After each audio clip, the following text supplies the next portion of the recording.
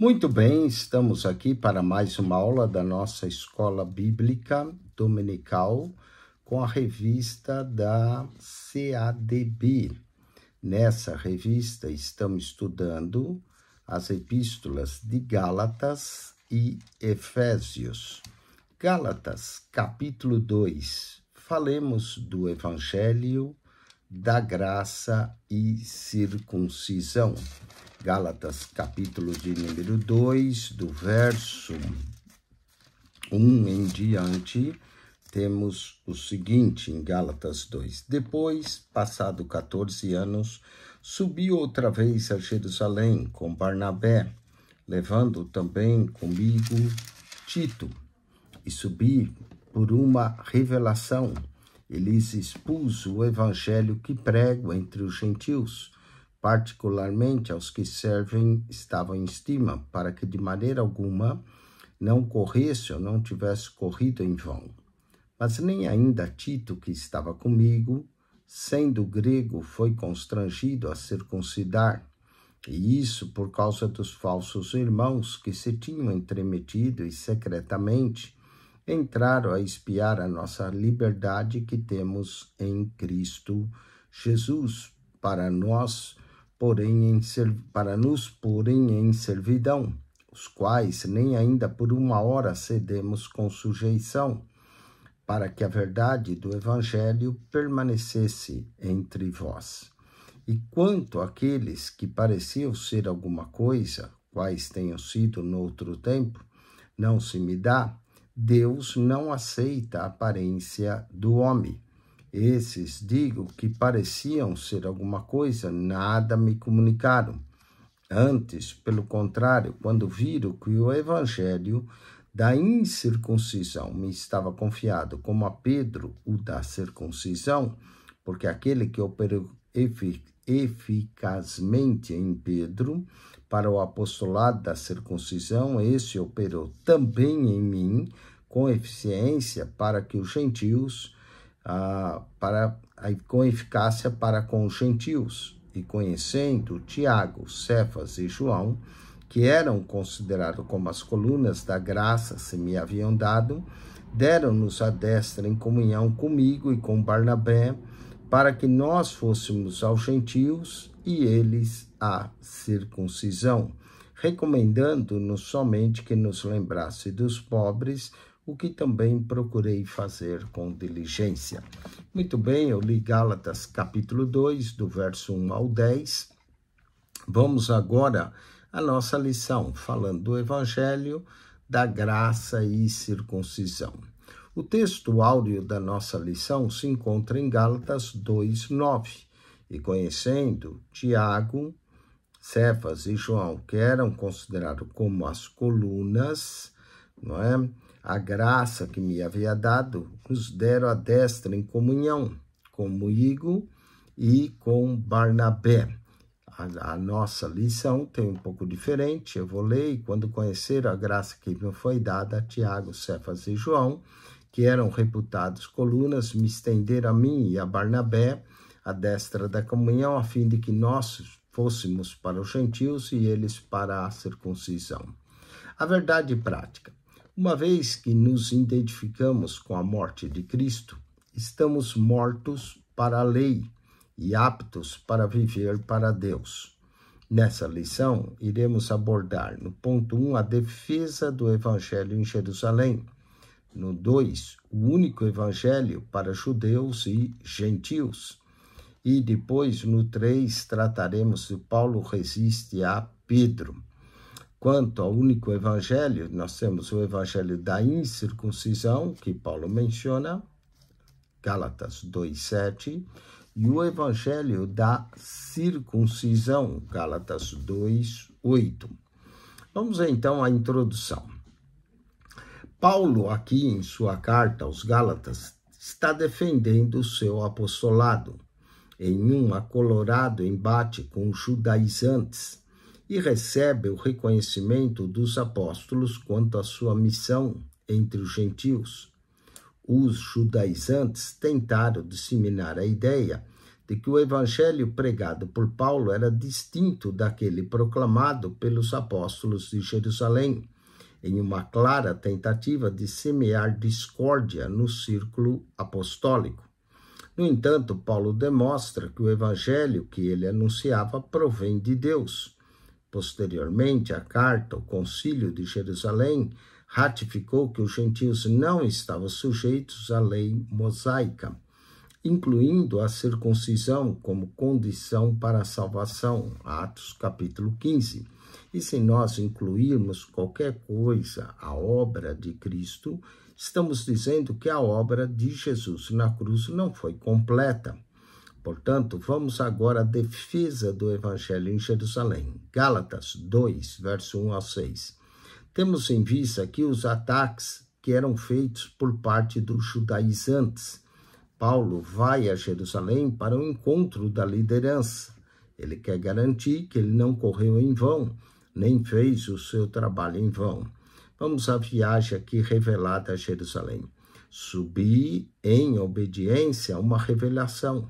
Eles expus o evangelho que prego entre os gentios, mas em particular aos que pareciam de maior influência, para que de algum modo não correr ou ter corrido em vão.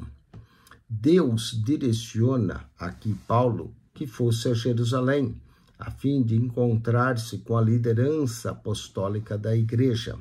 A finalidade era fazer uma exposição a respeito de seu trabalho entre aqueles que não faziam parte da comunidade judaica, ou seja, os gentios. Paulo não foi convocado para ir a Jerusalém e tampouco foi pedir permissão para continuar anunciando o evangelho. Ele queria esclarecer o trabalho que fazia e assim livrar-se da perseguição desses judaizantes. O apóstolo é um exemplo de como ser dirigido pelo Espírito Santo e buscar apoio nos momentos difíceis da caminhada.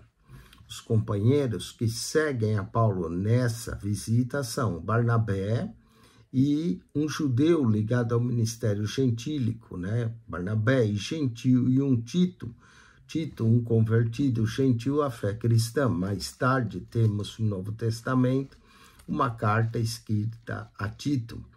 Tito era gentil, mas não foi obrigado a circuncidar, produto do evangelho que os judaizantes punham em dúvida. A presença de ambos foi muito significativa na defesa do apostolado. Os falsos irmãos. Paulo diz, Gálatas 2,4, isso por causa dos falsos irmãos que se entremeteram com o fim de espreitar a nossa liberdade que temos em Cristo Jesus e reduzir-nos à escravidão. Diante da liderança apostólica, Paulo denuncia o que ele chamou de falsos irmãos. Quem eram essas pessoas? Para ele, eram os judaizantes que, embora se passasse por cristãos, demonstravam viver uma fé fingida. Se diziam convertidos a Cristo, mas estavam envolvidos até a alma nos ritos judaicos.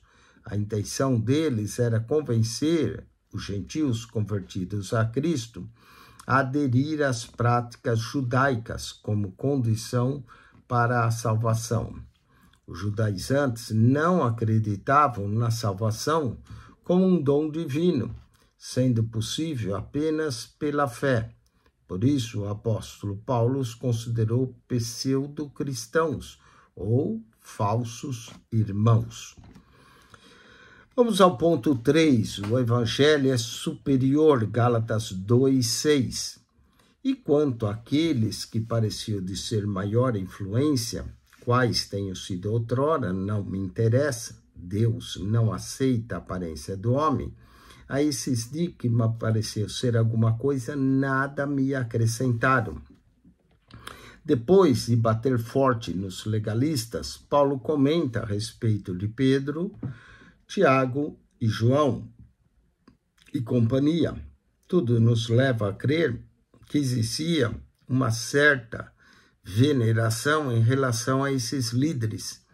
Embora reconhecesse a importância desses líderes, o apóstolo não os considerou superiores a ele quanto à compreensão do evangelho.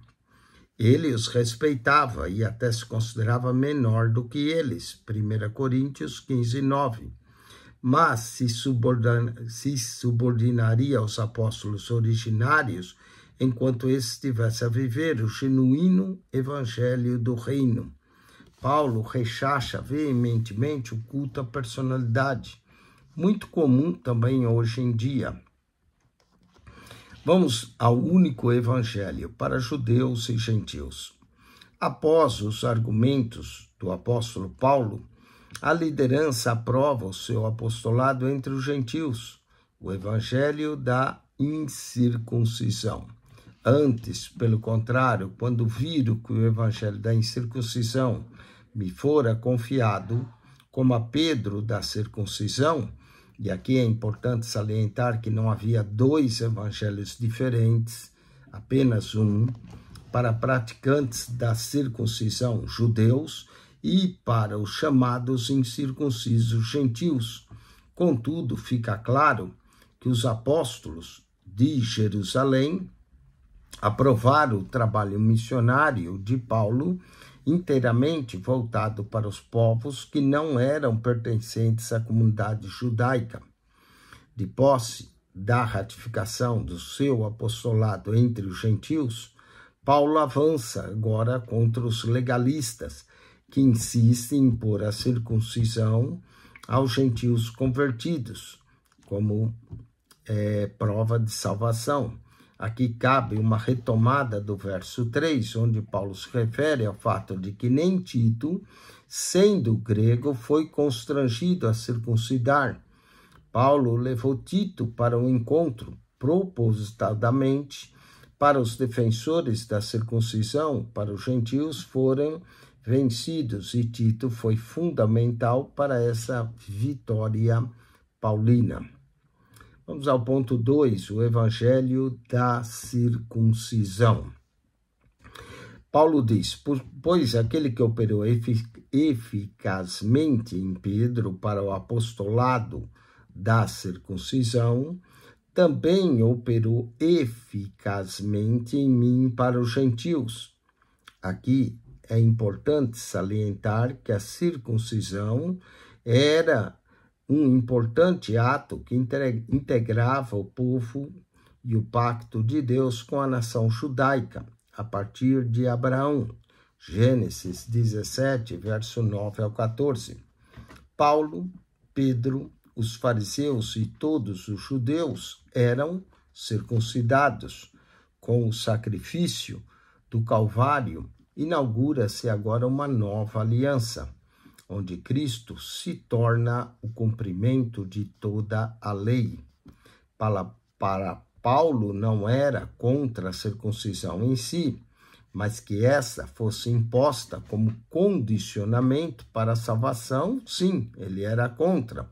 Portanto, o evangelho da circuncisão nada mais era do que o próprio evangelho da salvação em Cristo, entre os judeus, que estava sendo aqui representado por Pedro. Já o ministério de Paulo, aprovado entre os gentios.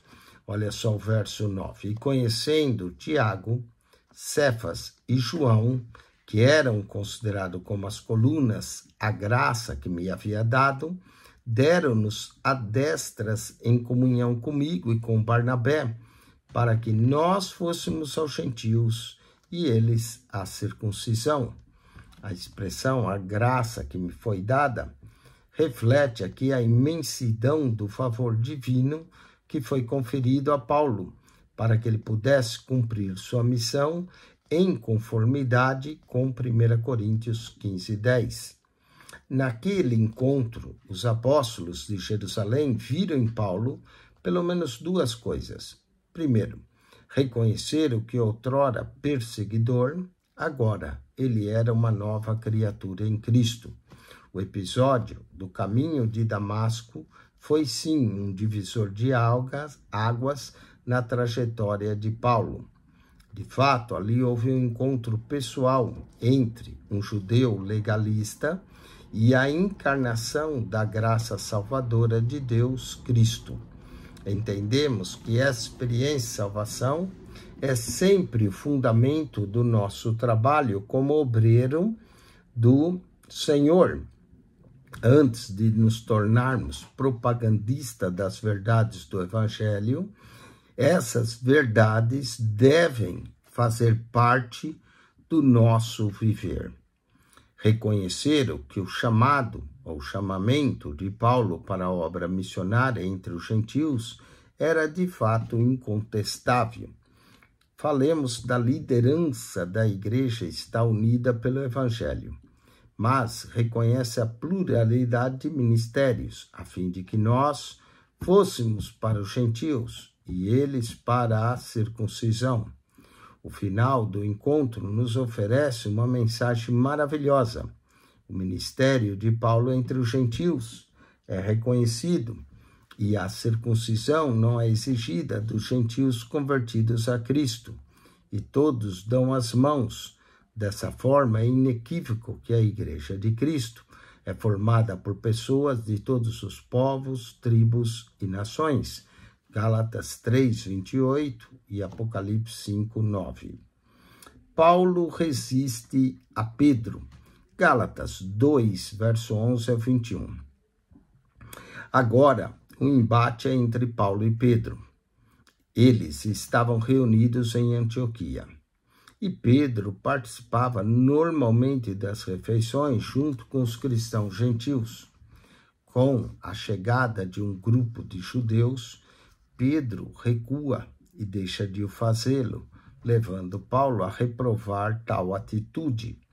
Vejamos o mau exemplo de Pedro, Gálatas 2:11. Quando, porém, Cefas, que é Pedro, veio a Antioquia, resisti-lhe face a face, porque se tornara repreensível. Paulo tinha a convicção de que a verdade fundamental do Evangelho era justificada pela fé. Por isso, ele não hesitou em defendê-la a qualquer preço, ainda que isso implicasse num confronto com um dos maiores líderes da igreja, Pedro. Talvez essa não seja uma atitude, como se diria hoje, politicamente correta. Paulo afirma que Pedro cometeu um equívoco lamentável e que por essa razão o enfrentou cara a cara e em público. Na época de Paulo, o trabalho missionário da igreja estava centrado em Jerusalém, onde Cristo morreu e ressuscitou, e em Antioquia da Síria, onde nasceu uma grande igreja gentílica, que foi a base para várias ações missionárias para fora da comunidade judaica. Em Jerusalém estava o cristianismo judaico e em Antioquia o cristianismo gentílico, mas um só era o Evangelho. Pedro visitou a comunidade cristã de Antioquia, como já dito.